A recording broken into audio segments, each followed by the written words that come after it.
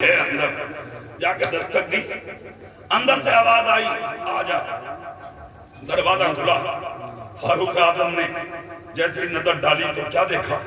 ایک بزرگ بیٹھے، سر کے بال سفید، داڑھی پہ بال سفید، پھٹا ہوا لباس، سر پہ پھٹا ہوا امامہ، لاغر اتنے کہ گردن ہل رہی ہے، آنکھوں کی طرف نظر ڈالی تو دونوں آنکھوں سے نابین۔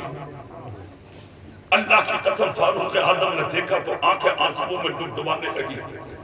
آہستہ سے فاروق اعظم نے سلام کیا، قریب گئے، چہرہ صاف کیا، ہاتھ صاف کیے، کھانا نکالا، برتن میں ڈالا۔ انہوں نے جب اوپر چہرہ کیا تو فاروق اعظم نے دیکھا کہ منہ میں دانت بھی نہیں۔ فاروق اعظم نے روٹی نکال کے سبزی میں ڈالی اور اپنے ہاتھوں سے روٹی کو سبزی میں ملائم کیا، لقمہ بنایا، اور عمر فاروق اعظم نے ان سے اجازت لے کے لقمہ ان کے منہ میں ڈالا۔ جیسے ہی لقمہ رکھا، بزرگ نے کھانا شروع کر دیا۔ اللہ کی قسم ذرا سوچے تو صحیح، بزرگ نے کھایا، انہوں نے لقمہ پھر بنایا، پھر رکھا۔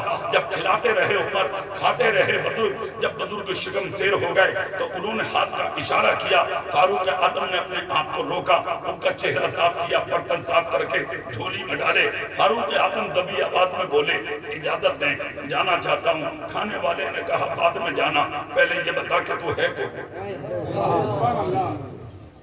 نہیں بولے عمر۔ دوسری آواز آئی، ہے کون؟ نہیں بولے۔ تیسری بار بزرگ نے کہا کہ تو ہے کون؟ فاروق اعظم نے کہا حضور معاف کرنا، صرف اتنا بتائیں کہ پوچھنے کی ضرورت کو پیش آئی۔ بزرگ نے رو کر کہا بتا دوں؟ بولے ہاں۔ بولے ایک تو 3 دن کے بعد آیا ہے اور کھلانے کا سارا سلیقہ فراموش کر کے آیا ہے، بھول کے آیا ہے، سچ بتا کہ تو ہے کون؟ اتنا جب کہا، عمر بن خطاب جیسے بہادر، چیخ نکل گئی عمر کی، بلند آواز کر کے کہا معاف کرنا، کھلانے کا طریقہ بھول کے نہیں آیا، بلکہ کھلانے کی پہلی بار آیا ہوں۔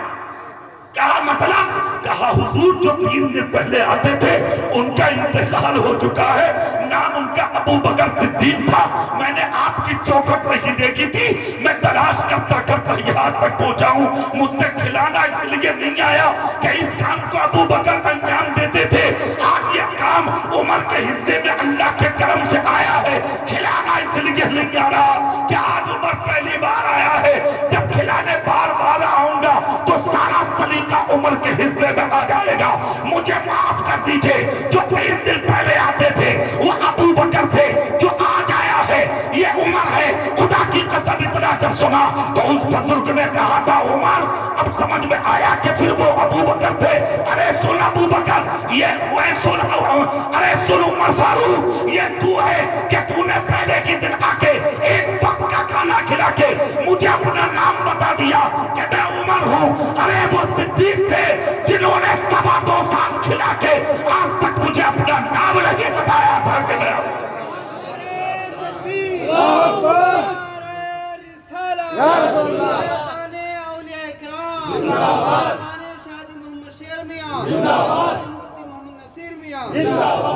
میرے بھائی یہ لوگ ہیں جنہوں نے اللہ کو یاد رکھا، رسول اللہ کو یاد رکھا، اللہ کے لیے، نبی کے لیے اور نبی کی امت کے لیے، خدا کی مخلوق کے لیے جیے۔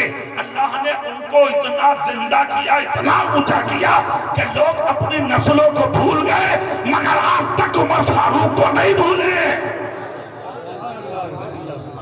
آپ دوسروں کے لیے جینا شروع کریں، پھر قوم آپ کو نہیں بھولے گی، آپ کی موت بھی اچھی ہوگی، آپ کی زندگی بھی لاجواب ہوگی۔ امریکہ کا ایک بہت بڑا رائٹر ہے اور اپنے مذہب کا مصنف ہے، بہت بڑا دانشمند ہے، آج تک اسلام کی بغاوت پر قلم چلاتا تھا مگر تقریباً 7 سال سے اسلام کی ہمدردی میں قلم چلاتا تھا۔ کلمہ پڑھ کے مسلمان ہوا، میڈیا نے اس سے سوال کیا کیسے کلمہ پڑھا؟ اس نے کہا کہ بڑے بڑے میں نے دنیا میں دیکھے، ان کے نام ختم ہو گئے، نشان مٹ گئے، خاندان مٹ گئے، مگر ایک زمانہ ہو گیا آج تک عبداللہ کے بیٹے محمد کا مذہب بھی زندہ ہے، اس کا نام بھی زندہ ہے۔ کہا وہ آج تک ختم نہیں ہوئے، بس میں نے اسی لیے کلمہ پڑھا، جھوٹے مٹ جاتے ہیں، سچوں کو اللہ زندہ رکھتا ہے، سچے سلامت رہتے ہیں۔ اگر آپ چاہتے ہیں کہ ہم زندہ ہوں تو آپ اچھے بنیے، سچے بنیے۔ ارے یار زمانہ ہو گیا، ہزاروں کوششوں کے باوجود آج بھی میرا نبی بھی زندہ ہے، نبی کا مشن بھی زندہ ہے۔ کچھ نہیں ہونے والا، قرآن پر بھی آواز ہے، لوگ اٹھا رہے ہیں، اٹھانے دیجئے یار، کچھ نہیں ہوگا۔ آپ کو نہ تلوار اٹھانے کی ضرورت یہ ہے، نہ نیزہ، نہ بھالا، نہ لاٹھی اٹھانے کی ضرورت، نہ کسی کو گالی دینے کی ضرورت۔ آپ کچھ مت کرو، آج ایک کام کر لو، صرف اپنے آپ کو اٹھا لو اور اٹھا کے آپ مسجد تک آ جاؤ۔ جس دن آپ نے اپنا سر مسجد میں جھکا دیا، پھر تمہیں تلوار لے کے قرآن بچانے جانا نہیں پڑے گا، جس کا قرآن ہے وہ خود بچا لے گا۔ ابرہہ جب کعبے پر حملہ کرنے آیا تو عبدالمطلب بکریوں کا ریوڑ سنبھال رہے تھے۔ مکے والوں نے جا کے کہا تمہیں بکریوں کی بڑی ہے، اللہ کا گھر ڈھانے آ گیا ابرہہ۔ اتنا کہا تو عبدالمطلب کی پیشانی پہ ایک منٹ کی بھی فکر نہیں، مسکرا کے کہا بڑی فکر ہے تمہیں۔ مکے والوں نے کہا حضرت فکر نہیں ہوگی، کیسی بات کر رہے ہیں آپ، کعبہ ڈھانے کی تیاری ہے، چلیے بچانے آپ مکے کے سردار و کعبے کے متولی ہیں۔ عبدالمطلب بولے ہٹو، آج تک مجھ سے اپنی بکریاں نہیں سنبھالی جا رہی، میں کعبہ سنبھالوں گا، جب بکریوں کا ریوڑ مجھ سے رکتا نہیں میں ابرہہ کا لشکر روک لوں گا، پھر کیا ہوگا، آج کعبہ مسمار ہو جائے گا۔ عبدالمطلب بولے زبان میں تالا لگا لے، کعبہ مسمار ہونے والا نہیں ہے۔ کہا کیوں؟ کہا جب طوفان نوح سے کعبے کے نشان ختم نہ ہوئے کیا ابرہہ کے لشکر سے کعبے کا نشان ختم ہو سکتا ہے؟ کہا لشکر آ گیا، کعبہ بچے گا کیسے؟ عبدالمطلب بولے تو اپنے آپ کو بچا، میں اپنی بکریوں کو بچاتا ہوں، جس کا کعبہ ہے وہ خدا اپنا کعبہ بچا لے۔ دیکھ رہے ہیں آپ، ہوا بھی وہی، لاکھ کوشش کے باوجود رب نے یعنی اس نے لاکھ کوششیں کی کعبے کی، یعنی کہ نقصان نہ پہنچا سکا۔ رب نے ابابیلوں کا لشکر بھیجا جس نے آ کے کعبے کی حفاظت فرمائی۔ آج قرآن کا حملہ آپ لاکھ گالیاں دو کسی کو، میرا مشورہ ہے گالی دینے کی ضرورت نہیں، گالی دو گے تو خود پھنسو گے، خیریت اسی میں ہے۔ بس ایک ہی کام کرو، فیصلہ اللہ کو چھوڑ دو، اور یہ قرآن کسی کے باپ کا کلام نہیں، اللہ کا کلام ہے۔ قول محمد قول خدا، فرمان نہ بدلا جائے گا، بدلے گا زمانہ لاکھ مگر قرآن نہ بدلا جائے گا۔ اللہ نے وعدہ کیا ہے، ہم نے ہی اسے نازل کیا ہے، ہم ہی اس کی حفاظت کا ذمہ لیتے ہیں۔ اب حفاظت کا ذمہ ہمارے اور آپ کے لیے نہیں ہے، اللہ کے ذمہ ہے۔ خود اللہ اپنے کلام کی حفاظت کرے گا، تو اپنے ایمان کی حفاظت کر، تو اپنے عقیدے کی حفاظت کر، تو اپنے آپ کی حفاظت کر۔ جس دن تو نے ایمان اور عقیدے کی حفاظت کر لی، دنیا دیکھتی رہ جائے گی، اسلام کی حفاظت خود بخود ہو جائے گی۔ موت سر پہ منڈلا رہی ہے ہمارے، اگر آپ چاہتے ہیں کہ مر کے زندہ رہیں تو صرف ایک ہی راستہ ہے، آپ اللہ کی مخلوق کے لیے جینا شروع کر دیں۔ ہاں، اسلام کسی پر ظلم اور زیادتی کا حکم نہیں دیتا، بالکل نہیں دیتا۔ اسلام دیانت داری کا حکم دیتا، سچائی کا حکم دیتا، اچھائی کا حکم دیتا، بڑوں کی عزت کا سبق سکھاتا ہے۔ باپ کی عزت کریں آپ، ماں کی عزت کریں آپ، بھائی کی عزت کریں آپ، پڑوسیوں کی عزت کریں آپ، بستی میں سفید داڑھی والا کوئی ملے تو اس سے جھک کے سلام کریں آپ۔ یہ مسلمانوں کا طریقہ ہے، یہی اچھوں کا راستہ ہے۔ جب آپ ایسا کرنا شروع کریں گے، مر کے بھی زندے ہو جائیں گے۔ اللہ ایسوں کو زندہ رکھتا ہے، ایسوں ہی کو سلامت رکھتا ہے۔ سمجھ رہے ہیں آپ؟ مرنے سے پہلے مرنے کی آپ تیاری کریں۔ اور اچھا آخری بات چلتے چلتے یہ بتا دوں، یہ سارے طریقے ہماری جھولیوں میں ہمارے نبی نے ڈالے ہیں، ہے کہ نہیں؟ عربی قرآن کی آیت ہے کہ نہیں؟ لَقَدْ كَانَ لَكُمْ فِي رَسُولِ اللَّهِ أُسْوَةٌ حَسَنَةٌ، رسول کونین صلی اللہ علیہ وسلم کی زندگی ہمارے آپ کے لیے نمونہ عمل ہے۔ ارے زور سے بولو۔ نبی کے وصال کا وقت جب قریب آیا تھا تو میرے سرکار نے اپنے وصال کے 3 دن پہلے مسجد نبوی شریف میں اپنے غلاموں کو جمع کیا اور ایک فصیح خطبہ میرے آقا نے دیا تھا۔ اور ایسا خطبہ کہ جس کو سن کے صحابہ رونے لگے تھے. تب میرے آقا نے کہا تھا جس کا بھی حق ہو مجھ پہ وہ لے لے. تو ایک نے 3 درہم مانگے, دوسرے نے کوڑے کا بدلہ مانگا. نبی نے 3 درہم بھی دیے, کوڑے کا بدلہ بھی دے دیا. اس کے بعد جب آقا حجرہ شریف میں پہنچے تو صحابہ نے کہا آقا کون سا علم ایسا ہے جو ہمارے نبی کے پاس ہے؟ آپ چاہتے تو 3 درہم حجرے میں بیٹھ بلا کر دے دیتے. آقا کوڑے کا بدلہ ہی دینا تھا اس انداز میں کہ وہ آپ کی مہر نبوت ہی تو چومے ہیں نا, سرکار حجرہ شریف میں بلا لیتے. کیا حسین جواب میرے آقا نے دیا. آقا کہتے ہیں سنو, میری زندگی نمونہ عمل ہے امت کے لیے. میں نے ہزاروں کے بیچ میں یہ دونوں کام اس لیے کرائے تاکہ ضرورت پڑنے پر امت کو لینا بھی آ جائے اور مرنے سے پہلے دینا بھی. پھر بستر پر لیٹ گئے مصطفیٰ, دیکھ رہے ہیں آپ انداز زندگی لاجواب, دنیا سے جانا بھی لاجواب. میرے آقا کے صحابہ میں اس چیز کی جب خبر ہوئی تو ہر آنکھ میں آنسو تھا, ہر غلام کی زبان پر صرف ایک جملہ تھا کہ ہمارے آقا کی زندگی لاجواب ہے. زور سے بولو. ارے یار تبھی تو آج تک اپنے غیر بھی کہہ رہے ہیں, غیر بھی کہ انسان بہت دیکھے, عبداللہ کے بیٹے جیسا آج تک ہم نے کوئی انسان نہیں دیکھا ہے. ہاں سچ وہی ہے جو سر پہ چڑھ کے بولے, اور نبی کی زندگی ہے ہی وہ. دیکھیں آپ وصال شریف کا وقت قریب آیا میرے آقا کی, سمجھتے ہیں تو کیسا وصال تھا آقا کا. آپ اپنی بیٹی سے گفتگو کر رہے تھے, حضرت فاطمہ سے, سر بیٹی کی گود میں رکھا تھا. آپ اپنی بیٹی کا چہرہ دیکھ رہے ہیں, بیٹی آپ کا چہرہ دیکھ رہے ہیں. اچانک دروازے پر دستک دی, آواز آئی نبی کو. نبی کہتے ہیں بیٹی فاطمہ ذرا اندر جاؤ, ہمارے دروازے پہ کوئی ہے. عرض کرتی ہیں ابا جان یہ کون ہے؟ نبی فرماتے ہیں بیٹی جس کے آنے سے عورتیں بیوہ بچے یتیم ہو جاتے ہیں. فاطمہ رونے لگی, اس کا مطلب اسرائیل ہے؟ نبی کہتے ہیں ہاں بیٹی مگر رونا نہیں, 6 مہینے کے بعد سب سے پہلے خاندان میں تو ہی مجھ سے آ کر ملے گی. سبحان اللہ, سبحان اللہ. کیسی خبر میرے آقا نے دی. اس کا مطلب یہاں یہ بھی ہوتا ہے کہ کون کب پیدا ہوگا یہ خبر بھی نبی کو ہے, کون کب جائے گا یہ خبر بھی نبی کو ہے. سبحان اللہ. دیکھیں آپ میرے آقا کی بیٹی تو اندر, اسرائیل دروازے پر اجازت طلب کی. میرے آقا نے دروازہ کھولا, اندر آ گئے, سلام کیا. میرے آقا بستر پر ہیں, اجازت طلب کر کے حضرت اسرائیل اپنا کام شروع کیے. ہر امتی کی روح پیر کے انگوٹھے کے ناخن سے نکالی جاتی ہے, مگر یہاں بالکل ہٹکے ہے. اس لیے کہ رب نے جب اسرائیل کو بھیجا تو کہا میرے حبیب کے پاس جا رہے ہو. ہم نے دنیا میں حبیب بھیجا ہے تو الگ انداز میں, تاکہ دنیا سمجھے کہ امتی کا آنا اور ہے, نبی کا آنا اور ہے. مگر ہم جب بلاتے ہیں تو اور انداز میں, مگر جب حبیب کو لاؤ تو اور انداز میں, تاکہ دنیا سمجھ جائے امتی کا آنا اور ہے, نبی کا جانا اور ہے. حضرت اسرائیل اپنا ہاتھ نبی کے سینے پر رکھتے ہیں. میرے آقا کو ٹھنڈک محسوس ہوئی, میرے آقا نے اپنی آنکھیں کھولی. اسرائیل سامنے جیسے کہ ٹھنڈک ہوئی. میرے آقا کے سینے میں ایک لمبی سانس آقا نے لے کر کہا اسرائیل رکو.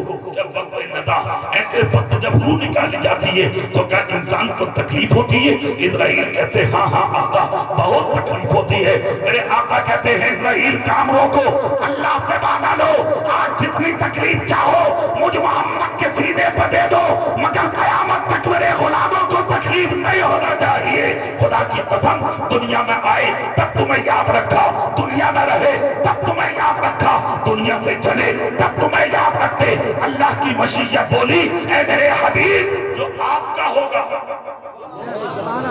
اس کی روح آسانی سے نکالی جائے. میرے آقا کے جسم سے روح اسی انداز میں نکالی گئی. شفاف لبادے میں لے کر حضرت اسرائیل فرشتوں کے جھنگٹ میں آسمانوں میں گئے, پہلے پر, دوسرے پر, تیسرے پر, سارے آسمانوں کے پار, یہاں تک کہ مکی سے لامکہ تک پروردگار عالم جل جلالہ وعم نوالہ کی بارگاہ میں جب روح مصطفیٰ کو پیش کیا گیا, اس کے بعد حضرت اسرائیل نے چاہا عرش بری پر رکھے, آواز آئی نہیں, یہاں تو میرے حبیب کا قدم آ چکا ہے. جہاں جہاں روح مصطفیٰ کو رکھنے کی کوشش حضرت اسرائیل نے کی وہاں جواب ملا نہیں, یہ جگہ صدقہ مصطفیٰ کا ہے, یہاں تو قدم مصطفیٰ کا آ چکا ہے, یہ صدقہ مصطفیٰ کا ہے, یہاں قدم میرے حبیب کا آ چکا ہے. جب حضرت اسرائیل لیے گھومتے رہے اور ہر جگہ یہی جواب ملا, پھر سے رب کی بارگاہ میں عرض کرتے ہیں مولا پھر روح مصطفیٰ کو کہاں پر رکھوں؟ اتنا کہا تو مشیقت کا نقیب بولا اسرائیل آپ قیامت تک گھومتے رہو گے، میرے حبیب کی روح رکھنے کے لیے تمہیں جگہ نہیں ملے گی، اس کو رکھنے کے لیے ہم نے صرف ایک ہی جگہ بنائی ہے، چلے جاؤ۔ اسرائیل عرض کرتے ہیں مولا وہ جگہ کہاں ہے؟ جواب ملتا ہے اسرائیل جہاں سے لائے ہو وہی جا کے مصطفیٰ کے سینے میں ڈال دو، اس کے علاوہ ہم نے روح مصطفیٰ کے لیے کوئی دنیا میں جگہ بنائی نہیں ہے۔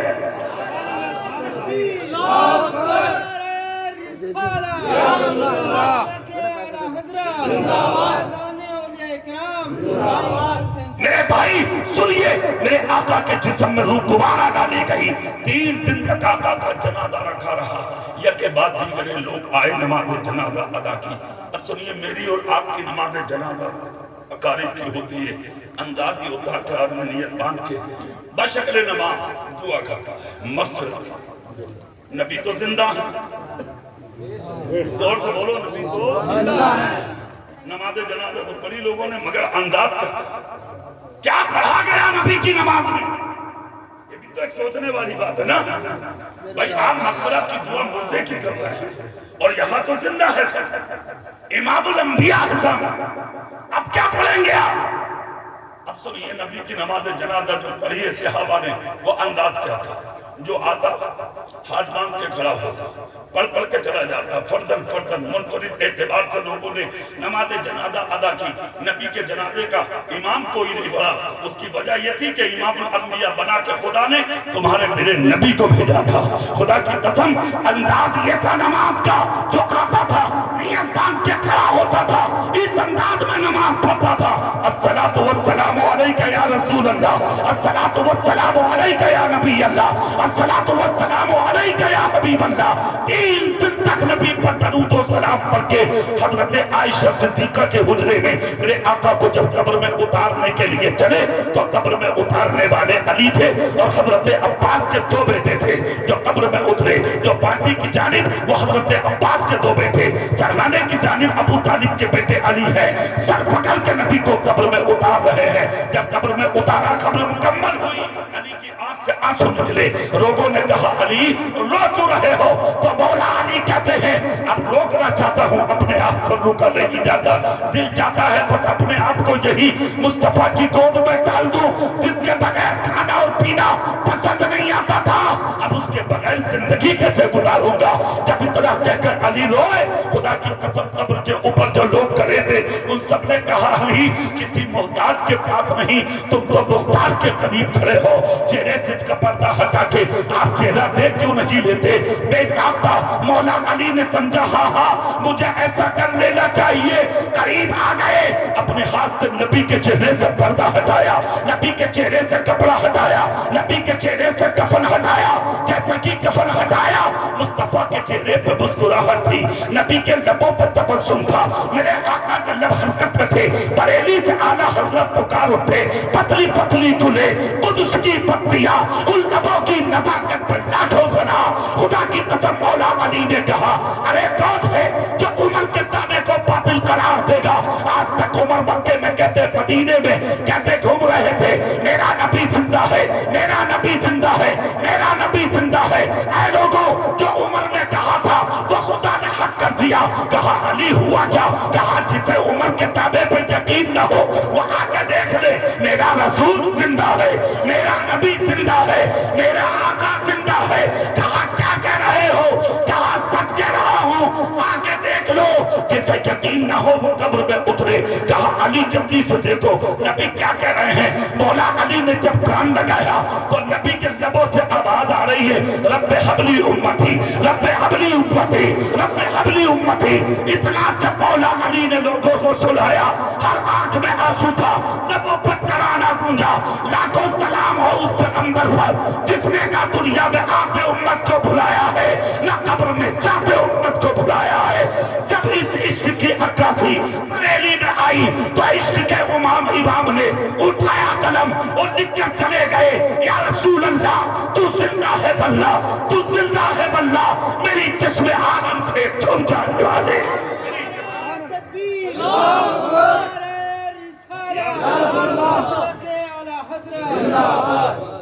میرے بھائی چاہتے ہیں کہ ہم مر کے زندہ ہو جائیں تو صرف ایک طریقہ ہے، اور وہ طریقہ یہ ہے کہ آپ اپنے سے زیادہ دوسروں کے لیے جینا شروع کریں۔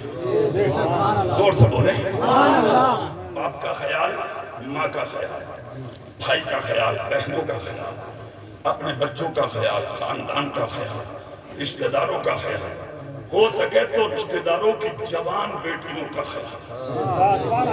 زور سے بولو، زور سے۔ ارے یار یہ تو زندگی 4 دن کی ہے، ہاں کوئی بھروسہ نہیں ہے زندگانی کا۔ آدمی بلبلا ہے پانی کا، پتہ نہیں کس دن ختم ہو جائے۔ ہاں 1 منٹ میں کام ختم ہو رہا، آپ کتنی ادرا لو، ذرا سی دیر میں کام ختم۔ ہاں خبر مل رہی ہے، ارے یار ابھی تو کھڑے تھے سلطمت رائے پہ، بولے ہاں ابھی تو کھڑے تھے ابھی ختم ہو گئے۔ لے کوئی حساب ہے کوئی آدمی کا؟ کچھ نہیں، بس ایک ہی طریقہ ہے، مرنا ہے یار، یہ تو کمپلسری ہے، بالکل اٹل فیصلہ ہے، سمجھ رہے ہیں آپ؟ کنفرم ہے، یہ مرنا ہے۔ 30 سال 40 سال 50 سال 55 سال 60 سال، سمجھ گئے؟ جہاں 60 سالہ بنا آپ لینے میں لگ گئے، سمجھ گئے آپ؟ اب 61 ہو جائیں یا 62 ہو جائیں، یہ آپ کا مقدر ہے نا؟ اصل زندگی قبر سے شروع ہو رہی ہے، قیامت کا کچھ پتہ نہیں ہے بھئی یہ کب آئے گی، کچھ نہیں پتہ، اصل زندگی وہیں سے شروع ہوگی۔